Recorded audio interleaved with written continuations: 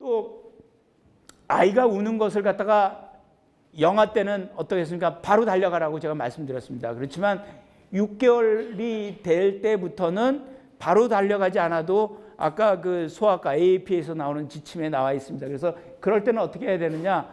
첫날은 5분, 그렇죠? 두 번째 5분, 세 번째 10분 이런 식으로, 둘째 날은 5분, 10분, 10분 이런 식으로 늘려가면 아이들이 자다가 스스로 울다가 잔다는 거죠. 그런 것들은 아이들한테 어떤 트라우마나 이런 것들을 일으키는 것이 아니니까 이런 것들에 대한 팁은 가지고 있는 것이 좋다라고 하는 겁니다. 어떻든 간에 이 12개월 이전의 수면은 우리가 말하는 렘 수면이죠. 렘 수면이 많다라고 하는 겁니다. 특히 이제 렘 수면 경우가 있고 신생아 경우에는 50%가 렘 수면입니다. 그러니까 어떻게 보면 깊은 넌-렘 수면처럼 깊은 수면이 아니기 때문에 자주 깨고 수면도 약할 수밖에 없고요. 또 수면 주기가 60분밖에 없기 때문에 사실은 사이클이 빨리빨리 돌아갈 수밖에 없기 때문에 자주 깨는 수밖에 없다는 거죠. 그래서 우리가 어떻든 2개월 전까지는 아이의 리듬에 맞추는 수밖에 없고요. 우리가 보통 수면 그 훈련을 자는 시간과 이런 것들을 맞춰주는 걸 보통 6주부터 시작해야 되는데 4개월 될 때까지는 수면 사이클을 정착시켜라. 그래서 이렇게 어른이 될수록 렘 수면이 적어지고요. 왜 아이들은 이렇게 렘 수면이 많을까요?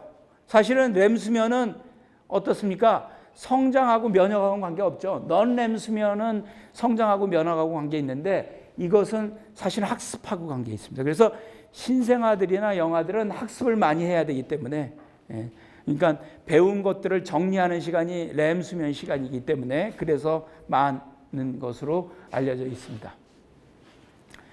그러면 이제 얼마나 잘 이것은 이제 갖고 있어야 되겠죠. 뭐 예를 들어서 밤잠 일주 때는 8시간 반, 낮잠 4회, 3개월이 되면 낮잠 3회로 줄고요.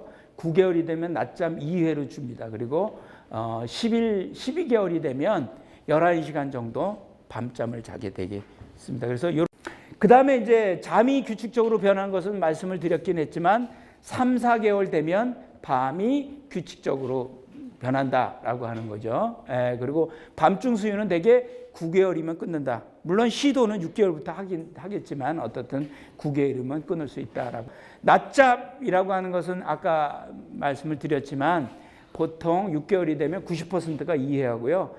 낮잠을 줄였다고 해서 밤잠이 많아지지는 않다는 것을 의미합니다. 그래서 우리가 보통 얘기할 때 아이가 밤을 잘 못 자요. 그러면 너무 낮잠을 많이 재웠어요. 그러고서 낮잠을 줄이라고 그러는데 그러면 아이들이 더 밤잠을 못 잡니다.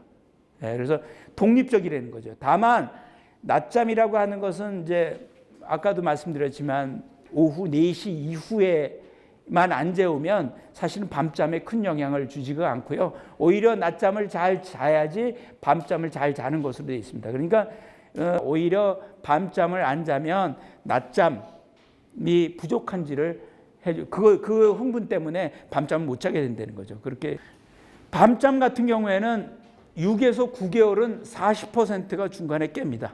그래서 밤중 수유를 그래서 할 수밖에 없다라고 하는 거죠. 그렇지만 어떻든 이때부터 이제 시작을 하게 되는 겁니다. 그래서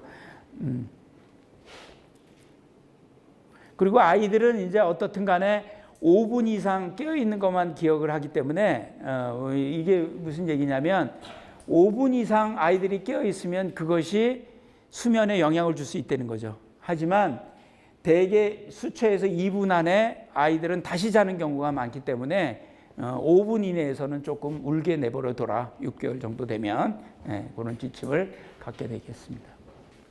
밤낮이 뒤바뀐 아이들은 어땠죠? 요새기는 뭐 수면 각성 리듬이 제대로 있는지 아니면 사실 시원해서 자야 되니까 시원한지 또 어둡게 하고 있는지 뭐 이런 것들에 대한 체킹을 해줘야 될 것 같습니다. 또 이 시기에 문제가 있는 거 있죠. 그것은 낯가림이 되겠습니다. 낯가림은 대개 6개월쯤에 이제 낯가림이 나타나기 시작하는데요.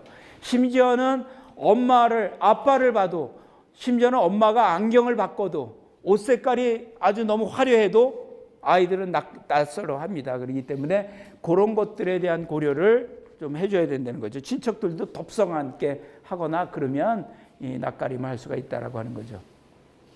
아이가 이런 낯가림을 두려워하는 것은 두 가지 방식이 있습니다. 하나는 뭐냐면 우리가 보통 아케타이프라고 보통 얘기를 하는데 사실은 어떤 것이 두려웠던 경험이 없이 우리가 뱀을 보기만 하면 어떨까요? 뱀을 본 적이 없는 사람들도 무서워합니다. 그렇죠? 무서워하죠. 그거는 바로 여기서 그냥 비롯되기 때문에 여기서 바로서 생리적인 반응이 이루어지는 거고요. 옛날에 뱀에 물렸던 경험 때문에 두려워하는 아이들이 있습니다. 그것은 전두엽을 갔다가 거기에 대한 두려움이 생겨서 그것이 이제 편도체로 오는 거죠. 그래서 두 가지 것이 있다라고 하는 거죠. 그래서 예를 들어서 뱀이나 어떤 이런 거 갑작스러운 운동이나 아니면 동물들이 가만히 있다가 갑자기 움직이는 거나 이런 것들은 이거는 편도체에서 이기 때문에 바로 반응이 이루어지는 반면에 우리가 어떤 물에 빠졌던 기억 때문에 오는 것들은 그런 것은 기억 때문에 오는 이제 것다라고 하는 거죠. 그래서 이 두 가지 것들이 따로 있기 때문에 그런 것들을 고려를 해서 해줘야 된다라고 하는 겁니다. 그래서 보면 이제 안 먹는 아이가 문제가 되죠. 안 먹는 아이. 대개 보통은 이제 4개월 정도 됐을 때 이제 이유식을 시작하면서 문제가 됩니다. 그래서 이런 경우에는 어떻든 이유식과 관련된 것이 있겠죠. 너무 빨리 신도한다든지 아니면 달콤한 것을 주어서 문제라든지 아니면 뭐 이유식이 좀 싱싱하지가 않다든지 이런 것들 때문에 안 먹는 경우가 많으니까 그런 것들을 고려를 해서 줘야 된다라고 하는 겁니다. 여기까지가 이제 아이들 이제 행동에 관련했던 걸 말씀을 드렸고요.